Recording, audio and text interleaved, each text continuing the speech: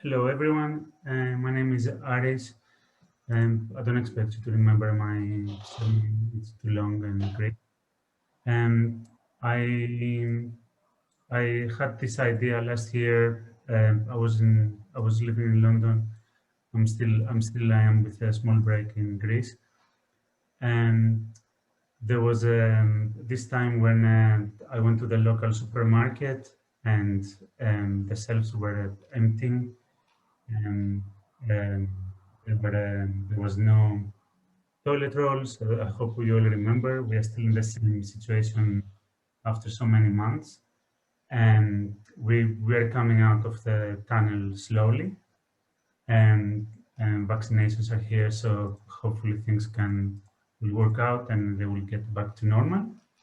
And so, for those that you don't know me, my name is Aris. I'm organizing JS Monthly in London for the past almost 4 years. I don't remember when I started. And like I said earlier, with the help of Thanasis, in the beginning, I started the CityJS conference, and it's now our 4th year. We had a lot of amazing talks, about 50 speakers, and so pretty soon we're gonna have the videos online so you can watch them. And from time to time, I do talks like this, sharing my experience and trying to help everyone to get good coding and motivate you and help you to come in knowing new technologies and tools. And the idea was like I said earlier, I was sitting at home. I was thinking like, oh my God, what's happening in this world? And I couldn't find any toilet rolls. I was thinking like, where am I gonna get them? And if it's me, then all the other people that they're older than me, how they're gonna be able to get them? And the before that, I was using a website called DevPost. That is a very good way of getting into hacking and learning new things. It has a lot of hackathons. So instead of building the idea and just putting it into the bin, I thought it will be good to do something and challenging and maybe contest with other developer ideas. And I start creating an application called the COVID Shopper. The name sounded really cool, and I started building it. And initially, I built an application I will show you with Next.js, but then I also built the same application with React Native. So anything that I wanted to learn better or to improve on, I start thinking, okay, I'm gonna write this and this. But I'm a front-end developer, so I'm not so much into Node, although we are all using Node in one way, but not in the backend side of things. And I start thinking, okay, what I'm going to use, I can use Next.js because it's very popular, it's very cool, and does quite a lot of things. Comparing with Great React app. But then for the backend, how will I save my data? And then I thought, okay, I'm gonna use Prisma. And so the whole idea was that I was gonna have a store, and I was gonna go to a store, I was gonna find toilet rolls, I was gonna inform everyone that I found 50 toilet rolls on this store, and you can come and grab them. And I was going to put the name of the store, and the location was going to handle by the browser.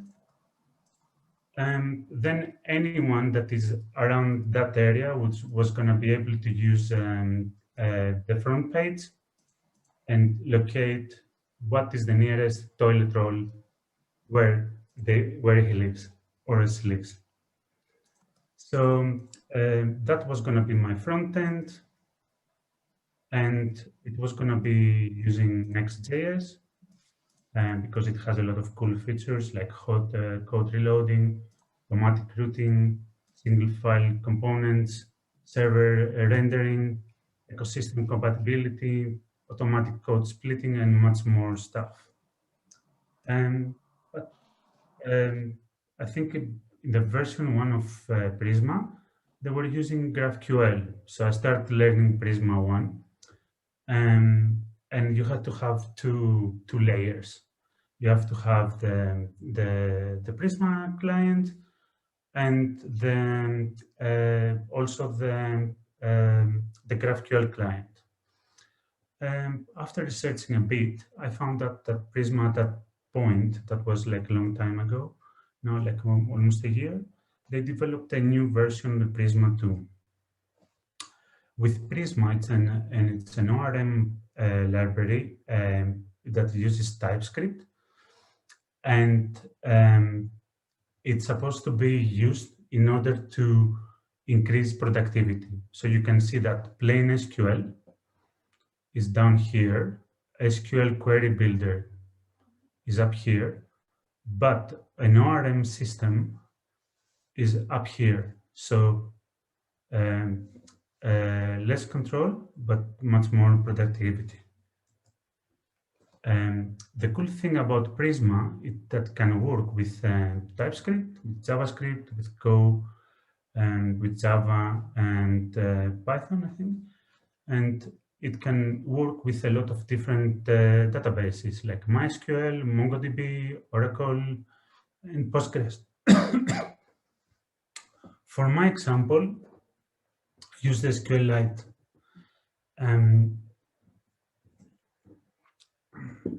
Sorry. Okay. So I'm going to show you now how you can use it.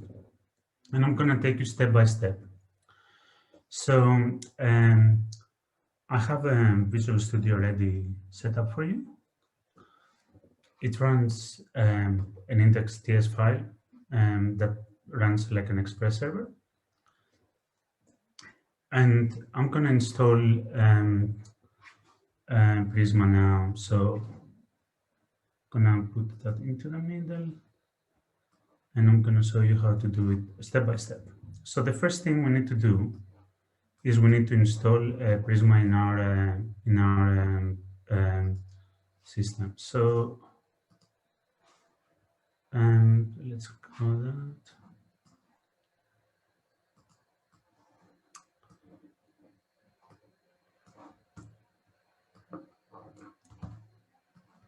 It's not so many commands that you have to run, but at some point I'm gonna just doing copy pasting. So the first thing we need to do is we need to install Prisma.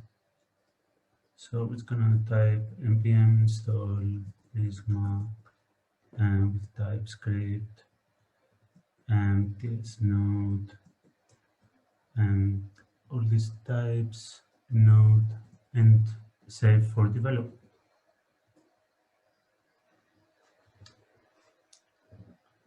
Okay, that installed Prisma, so it's in our packagation. We have Prisma. Yep, but we haven't set up Prisma yet. So the next step we're going to do is to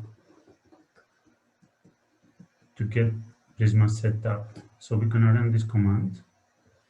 And that command has now set up Prisma, but the next bit is where all the fun starts. We're going to initialize Prisma in our project.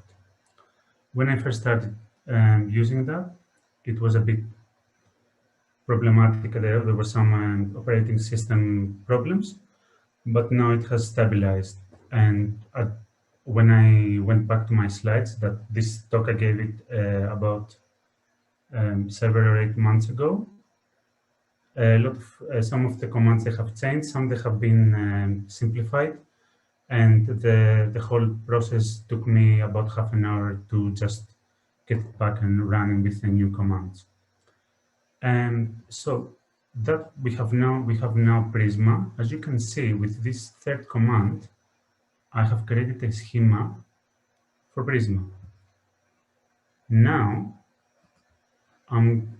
obviously, because I'm running everything on TypeScript. TypeScript is super cool, and everybody is using it now and loving it.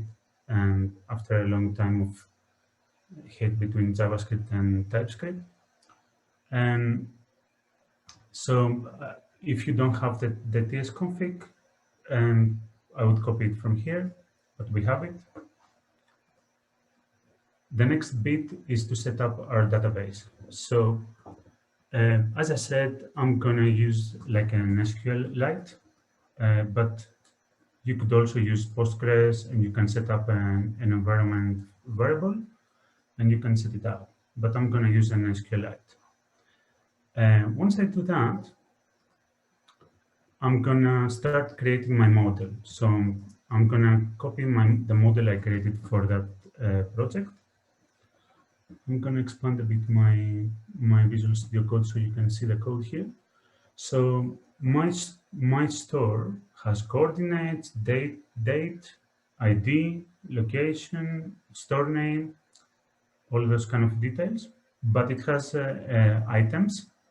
So toilet roll can be one of those. And then there is a relationship. So if I make that a bit smaller, and I can go back to my slides. There is this kind of relationship. It's more what we are used to in SQL. Normal SQL is a joint.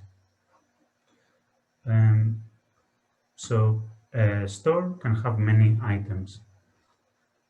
Let's have a look now at the next slide. So one other cool feature is the migrations. You can, every time you want to change your schema, so this is going to be our initial migration. This one, migrate the minus name. This is our initial, so we are naming the migration as the initial migration. As we can see, your database is now in sync with the schema. So what it means, it has gone in the database and it has created the exact schema, and we can start using our client. So the next step is for us to install the client. npm install our Prisma client. Once we do that, we have installed our client.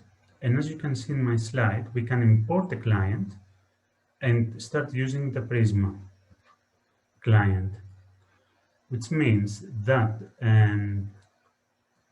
I can import the client like in my TS file here. And then I can instantiate it here. Now, now I've done that, I have access to my data. I can create data, so I can do all the functions of CRUD, and that's what we're going to see now. So the first thing we're going to do is we're going to create a post root that is going to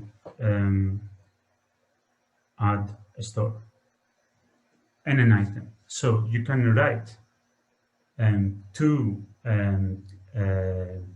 data structures at the same time. So you can create the store and you can create the items. We want to test this with reading the item, so we can see that it's working. But what I found out the other day, I was fiddling around with with all the changes, is that Prisma has created Prisma Studio. You can download it from their website, and you can check any changes that you are making, and you can read from here. But for my example, I was using Postman. So what we are going to do, we are going to run. We're going to run this. 1 second. Let me find the command.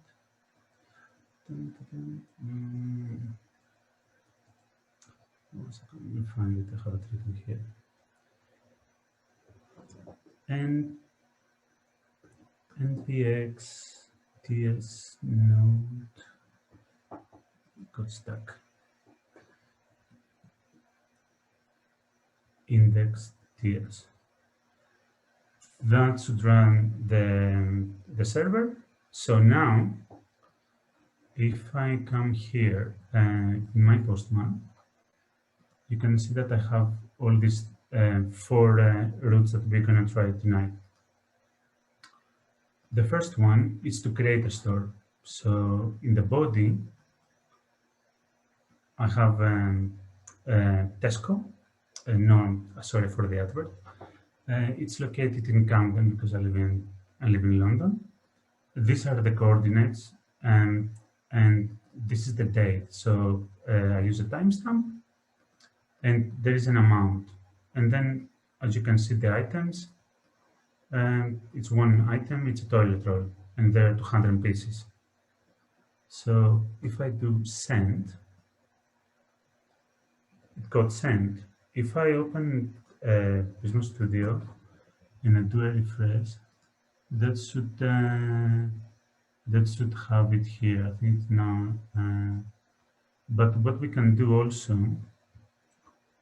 we can also copy the route for get, and that route will give us the output of all the stores. So as you can see here, this is a bit more advanced than normal examples. As we are doing Prisma.Store, find many items include from this relationship. Also item, so find all the stores that have also items where the date is the date that we're going to be passing by the query string. As you can see that, yeah, and then any items that is missing. So now that I've said that, if I go to Postman and I do get posts, that gives me an error. 1 second to see what's wrong. So that's API stores. There should be something missing. I think it's the date.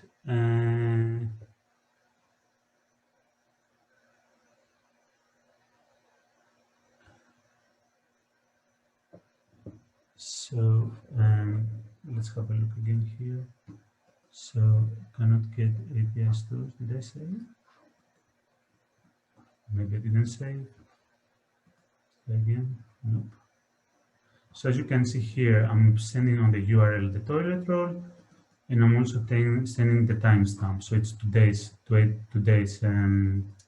data.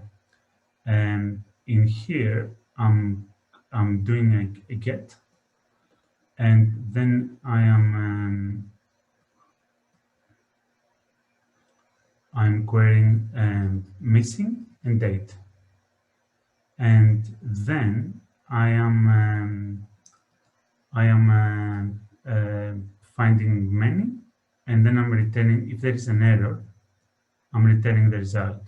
So in this case, 1 second, I'm doing stores. So let's try the path without anything else. So cannot get API stores. Oh, let me see, API stores.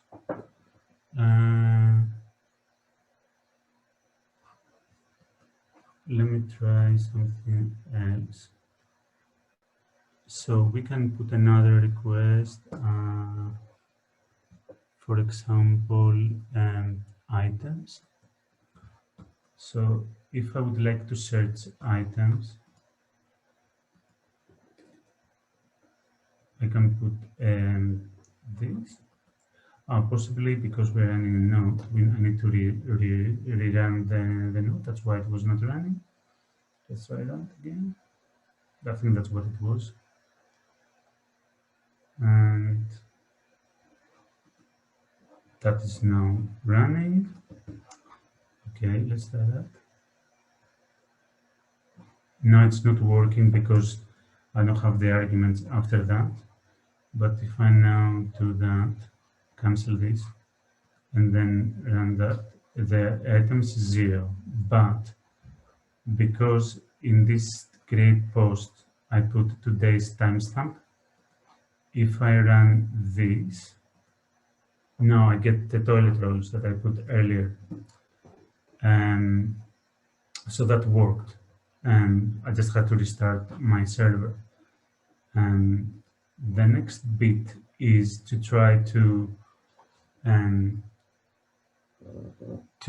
change. The one other thing is that it's type safe, which means that if I try to save data that is not aligned to the type safety that I have put in, it's not gonna save it, and it's probably gonna return an error. So if I go here, instead of amount I have declared as an integer, and I put as a string. Let's check it. So if we go to our schema and we check amount is an integer. So because I declared it as an integer, I'm now trying to save a string. Did it work? Let me try to get the posts again. Amount is still 0, but let's try to save something else. That shouldn't work. And I'm gonna save instead of, let me see, create post. Yeah, this one, number 200, and not a string, but my number is on the items. It is a string, but I'm gonna try to save a number. As you can see, this is not saved, and as a result of that, it says unknown argument item. Did you mean? And it's going to give me an error, and at the same time, it's going to pass me back the type because it didn't save. Now, if I go back and I change the number and I make it string and I cancel this, now it saved it, and there shouldn't be an error here. So if I check again,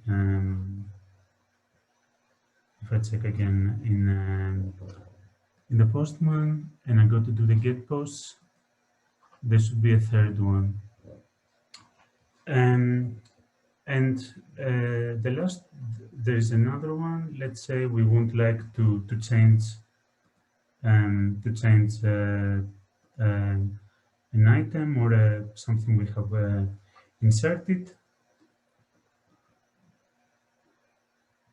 So this is, I'm going to use put. I'll probably have to restart the server. For this example, I have created already the root. As you can see in the body, I'm going to change from Tesco to Sainsbury's. If I do a get here, we can check ID number 4. We don't have 4, but we have 3. So let's copy 3. Let's go to edit store, and we're going to change that to 3. And we have to restart the server again. Oh, sorry for that.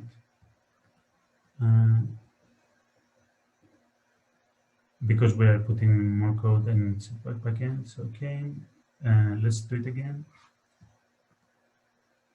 And that changed. Now the store name, it's Sainsbury's. As you can see here, it says Tesco. If I press send again, that's Sainsbury's now. So that worked. And the last CRUD function, as the D states, it is delete. In this case, I probably have to, as you can see, I'm doing some console logging, so you will see that I console log 3 and Sainsbury's. I'm gonna rerun the code because I put now the delete. So I'm gonna now delete number 3.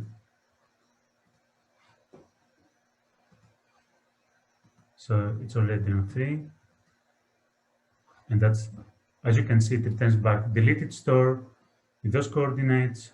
And if I go back to here and check, there's only 1 and 2, and the 3 is deleted.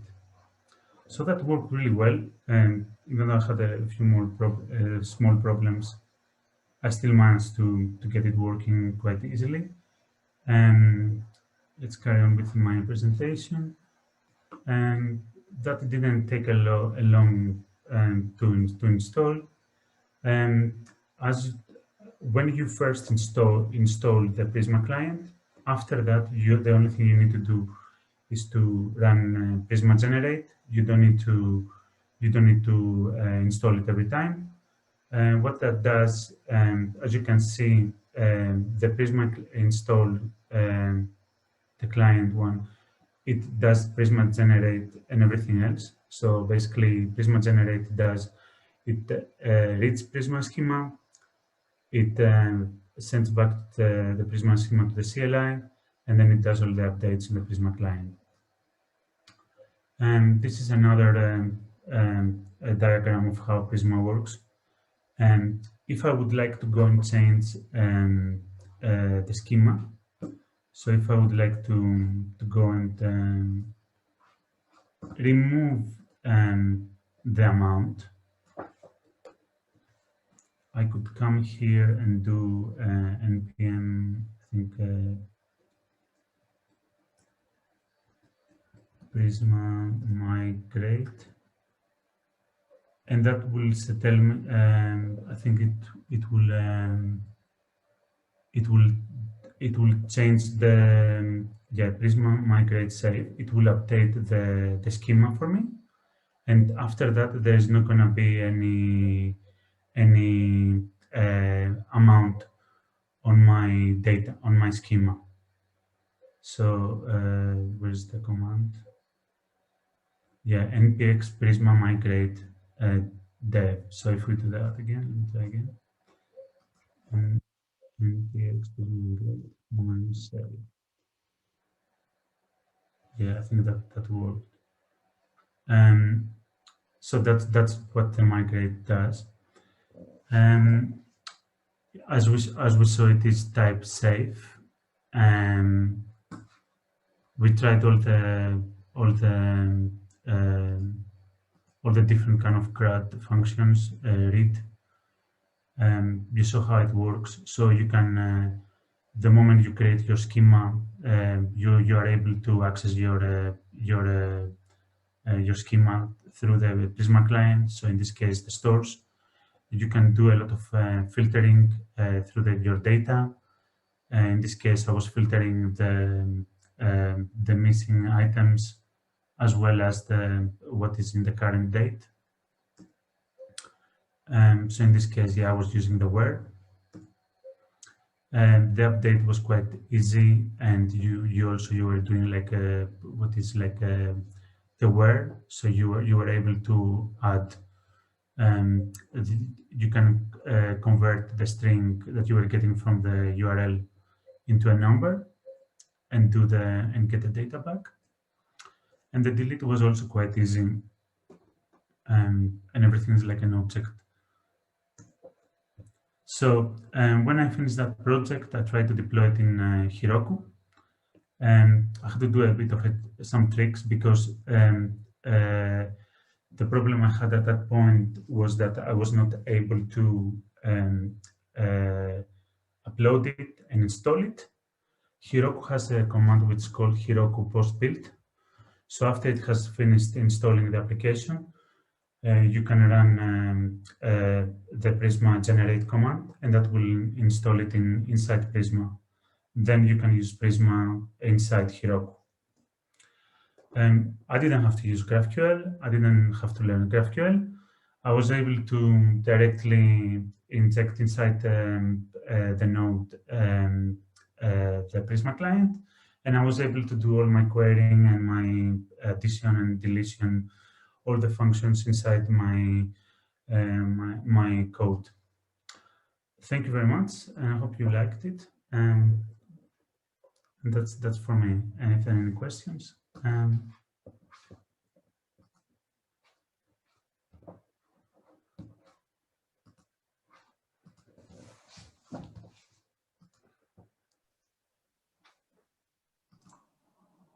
Great talk, Aris.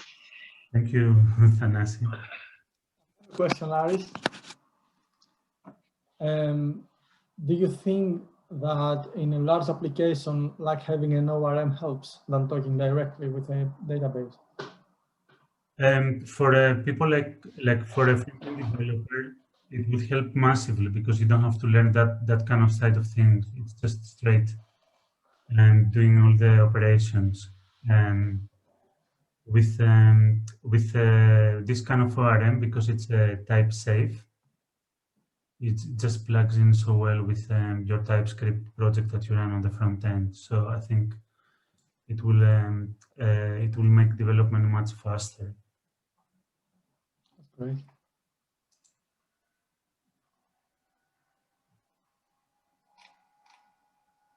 Yeah, there's much more on this project, and just a few days ago they released on an email much more things like that studio that they have. So it's very easy for you to check all the updates or anything that you are running. But yeah, I think in the first version you had the GraphQL client, and you also had what's called the Prisma client. So you have to run two servers at the same time. With the new version, you only have to run one, and it hides quite a lot of abstraction from you as a developer. So I think it makes things so much easier. I have a question for you. Do you, since this is kind of a community service program, do you have it open sourced? Is it somewhere available? I have to say also that I'm not an advocate of Prisma, but I guess yeah, it is open source, and you can contribute. But yeah, I'm not advertising Prisma here, but yeah, I think it is open source.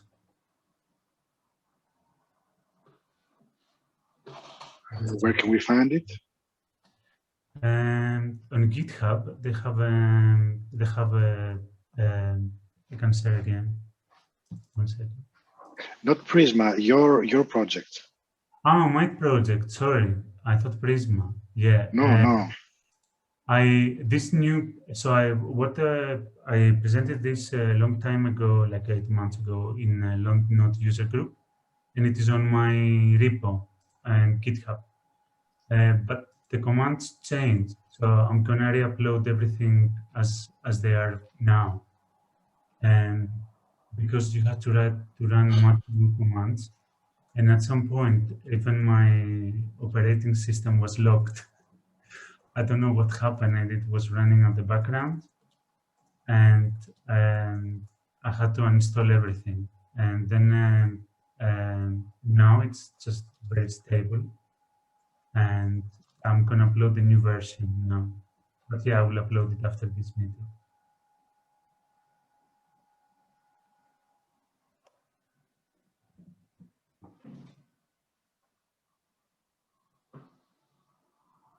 Any other questions?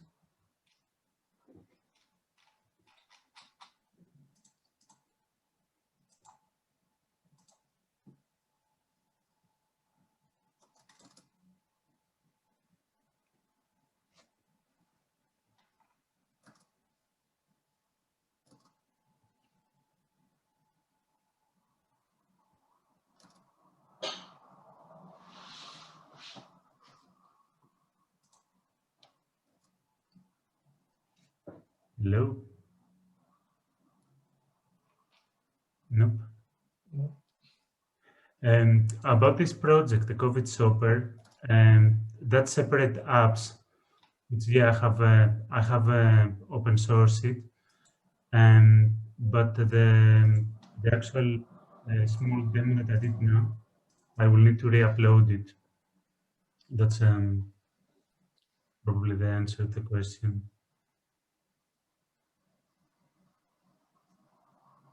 I think I'll give it a try, Prisma. I haven't used it before. Yeah, it's good. I mean, for someone that does also hacking or doing like a project, and they don't have a lot of time to. It's Yeah, quite. definitely. Yeah.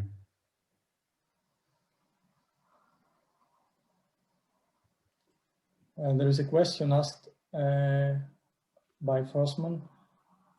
He says, have you had the opportunity to try other ORMs aside Prisma? I've heard of them. I've heard some of them, but no, I didn't. I haven't tried, or I haven't compared other ORM. I mean, in the past when I was doing like full stack, and I was doing like .NET or Java, there were some ORMs in those kind of language that I was using, and also I'm in the entity framework in .NET, and that's when I was trying to find equivalent stuff in JavaScript. That's where I pump into Prisma, and I use that. But yeah, feel free to suggest anything else. I have used, I'm sure that Thanos might have used like more, I've used Waterline ORM at some point, which comes shipped with a Sales.js framework. I don't know if you have used it. I've used Sales, yeah. But yeah, because I haven't used Prisma, I can't really compare. Yeah, I've used Sales quite a long time ago, but I think with Prisma it's so simple. Like you just run the command, you don't have to do a lot of code. And there was a bit of a difficulty when we wanted to do the querying the where. And there have also been some more some new methods added. I'm going to tell you now quickly before we dash off. So yeah, there have been some changes recently with Prisma, like there's the studio code, and that's why I like it a lot. And I like that it's type safe, and it's easy to define things, and you don't end up adding wrong data into your database, which it can happen, can it? So yeah, that's yeah, I cannot see that thing that I was looking for. But yeah, you know, all in all, I think it's very easy to use it, so that I was able to install it and run it in, I don't know, how long was it, like 30 minutes, less than that. And that's what we all need.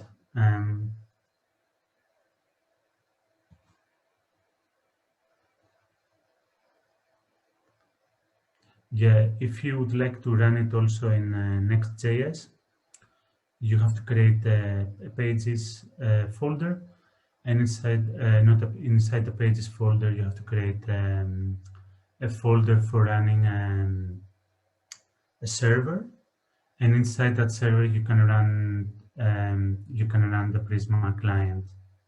That's the way you can run it inside Next.js.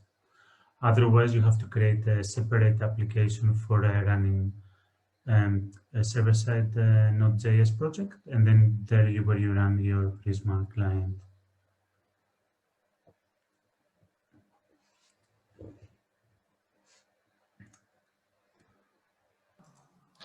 Nice.